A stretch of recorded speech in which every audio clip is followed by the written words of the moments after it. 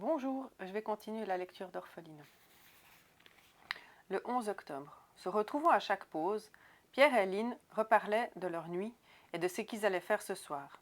Pierre tenait absolument à découvrir la crypte, mais il ne voulait pas y rester trop longtemps, juste le temps nécessaire pour prendre connaissance des symboles. Il n'était en effet pas préparé à découvrir ce que Lynn lui avait raconté. Il craignait l'odeur, les ossements, les orbites des crânes vides. Imaginer ce cimetière ouvert, découvrant des cadavres dans des positions inhabituelles ou décapités, ne le réjouissait pas. Il était par ailleurs encore sceptique quant à la réalité de la chose. Tant qu'il ne l'aurait pas vu de ses propres yeux, il aurait tout simplement de la peine à y croire. Les deux amis laissèrent la journée s'écouler à son rythme. Le soir venu, ils s'étaient mis d'accord pour reprendre leur voyage aux portes de l'enfer. C'est ainsi que Pierre avait baptisé les catacombes, et il n'avait pas encore tout vu. À minuit, comme la veille, les deux complices se retrouvèrent au pied de l'escalier, armés de sacs, de bougies et de livres. Repassant par le même chemin que la nuit précédente, ils traversèrent le laboratoire et Lynn se dirigea vers la porte dérobée au fond de la salle. Pierre la talonnait. Ils s'engouffrèrent sur le chemin de terre. Pas un mot ne fut prononcé. Seul le frottement des chaussures contre le sol de terre venait rythmer la cadence de leurs excursions. Arrivé devant la porte de la crypte, Lynn se retourna et fixa Pierre droit dans les yeux. « Es-tu prêt? Si tu veux, on peut se tenir la main. Mais s'il te plaît, ne crie pas. »« Entendu, Lynn. Et oui, je veux bien te prendre la main. Ne t'inquiète pas, je suis là pour te protéger. »« Me protéger? Mon cher, si je t'ai proposé ce geste, c'est pour te rassurer. Je te rappelle que j'y suis déjà allé, sans toi et seul. » Pierre, qui ne voulait surtout pas passer pour un faible, venait de se faire coiffer au poteau. Lynn l'avait ridiculisé en l'espace d'une volée de mots. La jeune fille ouvrit la porte dans un sinistre grincement. Un courant d'air froid et humide émanant certainement du puits manqua d'éteindre la bougie qu'elle tenait devant elle en entrant dans la pièce. La faible lueur de la petite flamme vacillante accentuait les ombres déjà inquiétantes que les eaux projetaient contre les parois en pierre des catacombes. Sans s'en rendre compte, Pierre était en train de broyer littéralement la main de sa jeune amie, laquelle le lui fit remarquer en lâchant un aïe presque agressif. « Pierre, rends-moi ma main. Reste ici, je vais aller allumer les autres bougies, on y verra plus clair. » Elle se dirigea dans la pénombre vers la cheminée et alluma les 6 autres bougies. Elle regarda le jeune homme qui était planté comme un piquet, pétrifié par la peur, transparent, comme si son sang s'était dérobé de son corps. « Ça va ? Tu prends maintenant conscience de l'horreur que j'ai vécue il y a quelques jours.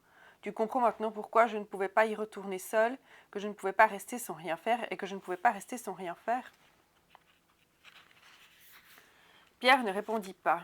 Il leva la tête et contempla les cages suspendues. Il observait avec attention les 7 symboles. Il reconnut le serpent, il avait vu ce même dessin dans le grimoire. Il s'assit au sol, ouvrit son sac et en sortit le livre. Il se mit à feuilleter les pages qu'il avait préalablement mises en évidence à l'aide de marque-pages de fortune et retomba sur le serpent en forme de S, la gueule ouverte. Le serpent que nous voyons représente la cérémonie de la décapitation. Attends, je vais noter ce que tu me dis, comme ça nous aurons tout sous la main sans qu'on doive sans cesse rechercher. Elle sortit un cahier relié de cuir de son sac et prit son crayon. Les deux amis étaient assis au sol, séparés par le puits, l'un observant les cages, l'autre notant scrupuleusement chaque description. Ainsi, la lune devait représenter le féminin, le soleil le masculin, le lion était une représentation de la purification par le feu. Ils mirent également à jour, sans vraiment le chercher, qui était l'archange Métatron. En effet, le symbole représentant revenait régulièrement au gré des pages des différents ouvrages qu'ils avaient consultés. Cet être de lumière était l'un des 12 archanges de Dieu. Son rôle, grâce à son passé d'être humain, lui donnait le pouvoir d'aiguiller chaque personne, le lui demandant dans le meilleur de ses choix. Il permettait également de se débarrasser des vies antérieures dont le chemin n'aurait pas été accompli correctement. Ces informations marquèrent Lynn. Elle comprit de manière instinctive qu'elle en aurait besoin bientôt. C'était ce genre d'événement que l'on retient comme une évidence. Elle le sentait au plus profond d'elle-même. Après une bonne heure à analyser ses dessins et à les définir, ils finirent par faire le tour de la crypte. Pierre y ressentait beaucoup de souffrance. Dans le silence, il pouvait presque entendre les cris et les larmes qui avaient jadis dû retentir et ruisseler dans ce cimetière souterrain. Un frisson lui parcourut le dos à la vitesse de l'éclair. « On s'en va, je crois qu'on n'a plus rien à faire ici, Lynn. »« Oui, sortons. Je pense que pour le moment, nous avons suffisamment de renseignements.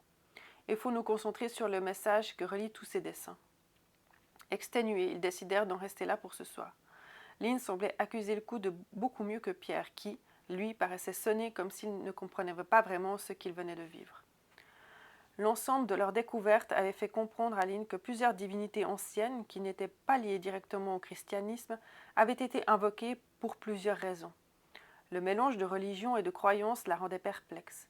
Comment un homme d'église, convaincu par sa foi en un sauveur, pouvait-il mettre du crédit à la manipulation de magie envers d'autres écrits que celui de la Sainte Bible? La jeune fille était convaincue que les écritures anciennes et les croyances qu'elle avait suscitées auprès de personnes ignorantes avaient servi uniquement le prêtre pour assouvir son besoin de pouvoir à sa propre cupidité. Le 14 octobre. Durant plusieurs jours, les deux jeunes amis, assommés par la fatigue et leurs excursions nocturnes, avaient cessé de faire des recherches. Enfin, en apparence. Lynn, de son côté, était retournée une nuit, seule, consulter les livres de la bibliothèque. Elle était tombée sur un rituel qui impliquait l'ingestion de poisons permettant de revivre après la mort. Il lui fallait une série d'ingrédients dont certains, se disait-elle, allaient être difficiles à se procurer.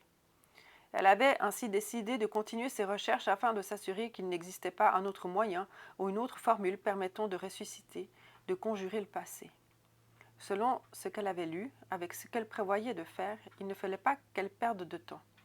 Ce dernier lui était compté, et la potion qu'elle devait préparer devait macérer durant une dizaine de jours.